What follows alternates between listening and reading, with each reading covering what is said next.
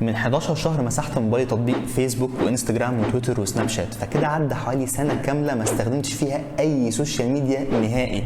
القرار الغريب اللي اخدته من سنه ده كان من احلى القرارات وحرفيا غير حياتي كلها، لكنه برده كان من اصعب الحاجات اللي عملتها. وفي الفيديو ده هقول لك الخمس خطوات اللي هيخلوك فعلا تبطل ادمان السوشيال ميديا. وعلى فكره الطريقه دي تقدر تبطل بيها اي عاده تانية غير السوشيال ميديا، فتقدر تطبق الخمس خطوات دول على اي حاجه تانية كمان. اول خطوه واهم خطوه هي الوعي. من الاخر كده مش هتعرف تبطل اي عاده سيئه لو انت مش عارف كل الاضرار اللي بتسببها لك واثر العاده دي على حياتك وصل لحد فين، عشان مش هيكون عندك الدافع او سبب قوي انك تبطل. طب تزود وعيك بادمان السوشيال ميديا ازاي؟ اول حاجه لو بتحب القرايه زي ممكن تقرا كتاب، في كتب كتير بتتكلم عن الموضوع ده. قرايه اي كتاب منهم هيغير تفكيرك جدا. هسيب لك شويه منهم على الشاشه ممكن تاخدهم سكرين شوت. طب لو عايز حاجه اسهل اتفرج على فيلم ذا سوشيال ديليما، فيلم حلو جدا على نتفليكس بيتكلم عن الموضوع ده. طب حاجه ثالثه اسهل، اتفرج على الفيديو ده اللي هسيبه لك في الاخر بتكلم فيه عن تجربتي المطوله في تبطيل السوشيال ميديا والاضرار اللي بتسببها والحاجات اللي كسبتها من الفتره دي. الفيديو هيحمسك وهيشجعك جدا انك تاخد الخطوه دي. تاني خطوه هي الصراحه والوضوح التام مع النفس. الوضوح مع نفسك بيبدا بحاجه واحده، انك تجيب ورقه وقلم وتكتب.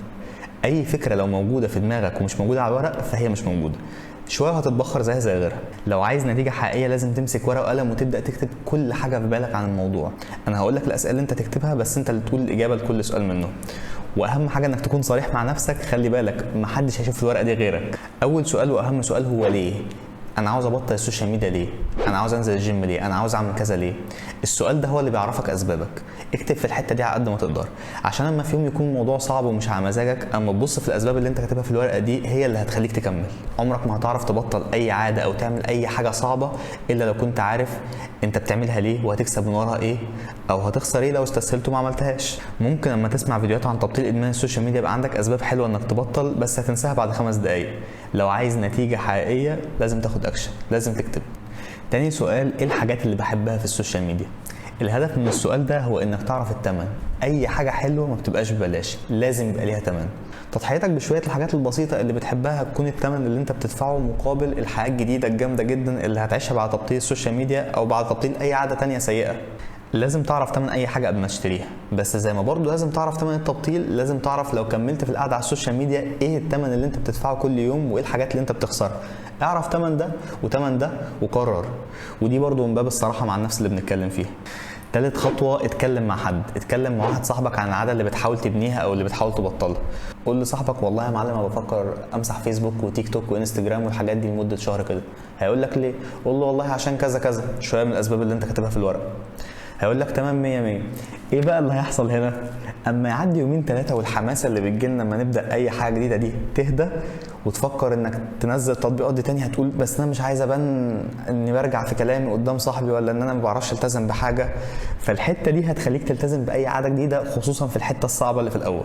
رابع خطوه، ما تخافش، بسط الموضوع لنفسك. انا عارف ان فكره انك تمسح تطبيقات السوشيال ميديا دي خطوه كبيره، لكن بسط الموضوع، ابداها كتجربه زي اللي بيجرب اكله جديده.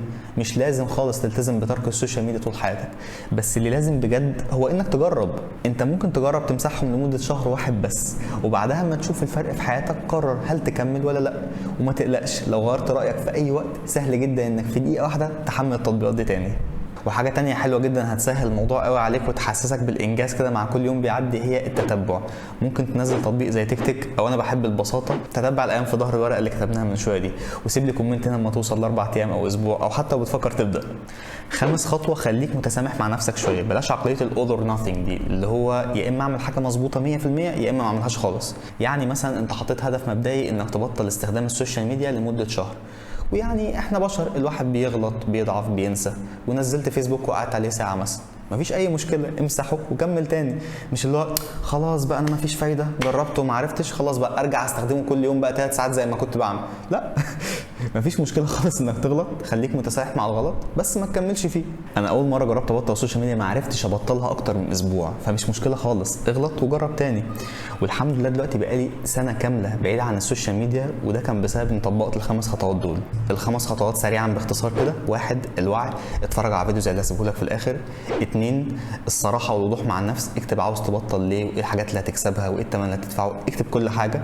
3 قول لواحد صاحبك. 4 ما تخافش من الخطوه دي وبسط الموضوع. 5 خليك متسامح مع نفسك لو غلطت وارجع كمل تاني. طبعا مش محتاج اقول لك ان ال5 خطوات دول لو سمعتهم بس من غير تطبيق ولا ليهم اي لازمه ومفيش حاجه هتتغير. مش محتاج اقول لك ده، انت عارف ده لوحدك. طيب عملت الحاجات دي، دلوقتي بقى هتعمل لوج اوت او تسجيل خروج من التطبيقات دي وتمسح كل تطبيق، عشان تزود خطوه زياده كده وحاجز انك لو حبيت تنزله لسه هتكتب الايميل والباسورد، فانت هتكسل مش تعمل ده. وبعدها استعد لشهر مميز جدا، والتجربه اوعدك انها تبقى من احلى التجارب اللي هتعملها. لو انت في اجازه هيكون عندك وقت وروقان بال انك تستمتع في الاجازه فعلا بشكل احسن، بشكل حقيقي بعيد عن السوشيال ميديا. ولو انت في دراسه هيكون عندك وقت وتركيز اكتر بكتير للمذاكره. ولو انت بتشتغل هيكون انتاجيتك في الشغل احسن وتركيزك في الشغل ومع الناس اللي حواليك اكتر. حرفيا ايا كان سنك او المكان اللي انت فيه، التجربه دي هتفيدك وهتبسطك جدا. لو بتفكر تاخد التجربه دي احب جدا انك تقول لي في الكومنتات، عشان انا لحد دلوقتي اقنعت 3 اصحابي انهم ياخدوا التجربه دي، واحب ان اعرف ال3 دول هيبقوا 4 ولا 5 ولا 10، فقول لي في الكومنتات.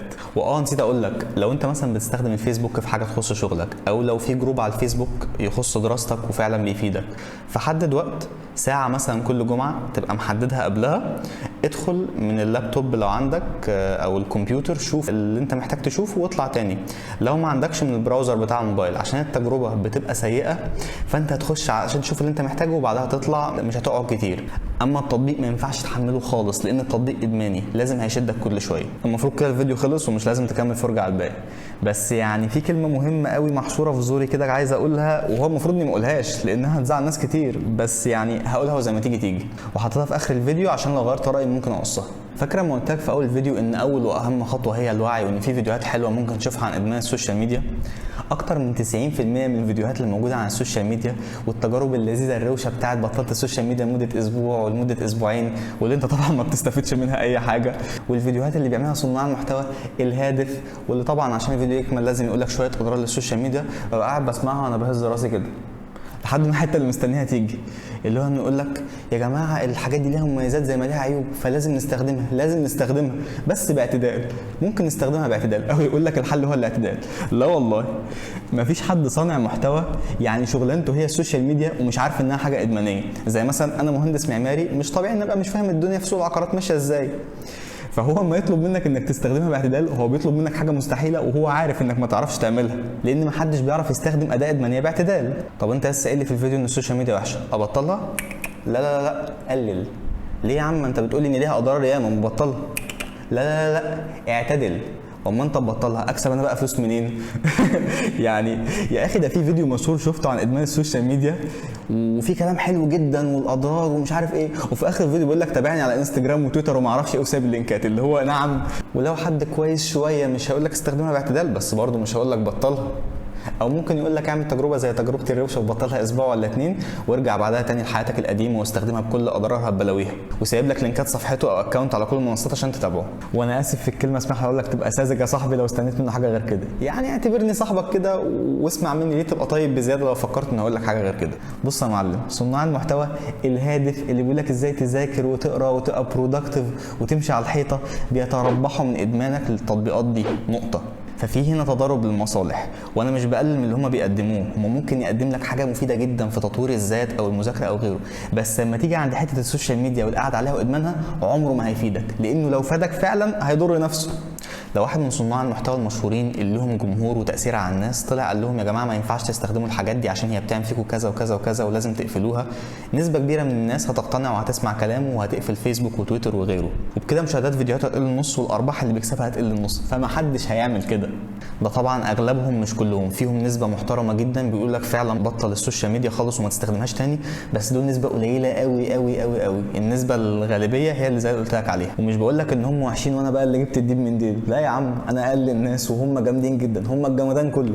بس اللي يخليني اقدر اطلع اقول الكلام ده وهم ما حدش بيقوله هي حاجه بسيطه، ان انا عندي شغلانه تانية بتجيب لي فلوس وبعمل الفيديوهات دي كهوايه وقت ما ابقى فاضي. لو كنت عايز اجيب انتشار اعلى كنت هتلاقيني زي اي يوتيوبر بيبدا سايب لك لينك الانستجرام وفيسبوك وتيك توك وتويتر واقول لك تابعني على الحاجات دي كل شويه، وكنت اقص مقتطفات ومحتوى قصير من الفيديو الطويل اللي بعمله ده وانزله يوتيوب شورتس وتيك توك وريلز انستجرام وفيسبوك، بقى ما سايب الفيديو على اليوتيوب بس. او كنت هسيب لك اللينك في تويتر وفي فيسبوك وفي كل حته، اكيد كده هتجيب مشاهدات اكتر. بس مش بعمل ده ومش هعمل ده، مش هتربح من ادمانك المنصات دي ولا هكون سبب زياده في انك تقعد عليها. نرجع للشباب اللذيذ بتاع المحتوى الهادف. انا هقول لك تبس وتريكس وطرق المذاكره واداره الوقت وانت بتضيع كل يوم 3 4 ساعات على السوشيال ميديا. لا والله، انا هقول لك طرق للتركيز والمذاكره وانت مشتت ب 100 نوتيفيكيشن وعينك بتروح الموبايل كل 10 دقائق. فعشان الكلام يدخل دماغك هقول لك اما تيجي تذاكر او تشتغل حط موبايل في الدرج او حط في اوضه غير اللي انت قاعد فيها. ليه كده؟ ليه لازم ابقى مدمن والموبايل ده هو المخدرات بتاعتي؟ واللي لازم لما اشتغل او اذاكر او اشوف حاجه ورايا احط في اوضه ثانيه عشان اصل يا عيني لو هو محطوط جنبي غصب عني مش هقدر اقاوم نفسي وهمسكه واسيب اللي ورايا. لا، ده مش الطبيعي ولا المفروض انه يكون الطبيعي. انا هقول لك سيناريو احلى بكتير.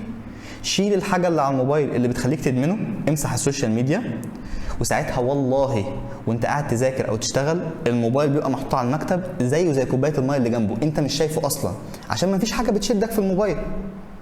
بس تاني، محدش هيقول لك الكلام ده عشان بيتربحوا من ادمانك المنصات دي وللتطبيقات دي. انا اسف لو كنت اجريسيف شويه في الفيديو ده او كنت صريح صراحه فجه، لان الصراحه الاوفر الشديده دي بتزعل بعض الناس، عشان كده كنت بفكر اقص الحته دي من الفيديو، بس برضو مش عايز اقصها لان اكيد اللي هيشوفها هيستفاد كتير. بصراحه مش عارف همسح الجزء ده من الفيديو ولا لا، بس الفيديو ده بالذات انا نفسي ناس كتير جدا تشوفه، لان فيه خطوات عمليه حقيقيه ممكن تعملها، مش شويه كلام في الهجايس يحمسك شويه وتنساه بعدها بدقيقه. وانا بجد حياتي اتغيرت كتير للاحسن لما طبقت الكلام في الفيديو ده، ومش بس على تبطيء ادمان السوشيال ميديا، على حاجات تانية كتير.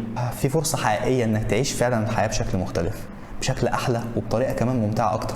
لو سمعت الفيديو ده مره واتنين وطبقت ولو نص الكلام اللي فيه على كل عاداتك وعلى اي حاجه بتحاول تعملها في حياتك، مش بس تبطيء السوشيال ميديا، ركز شويه، انا مش بقول لك هتستفاد او هتتبسط، انا بقول لك حياتك كلها هتتغير. وجرب، هتخسر ايه؟ شكرا لوقتك، اشوفك الفيديو الجاي.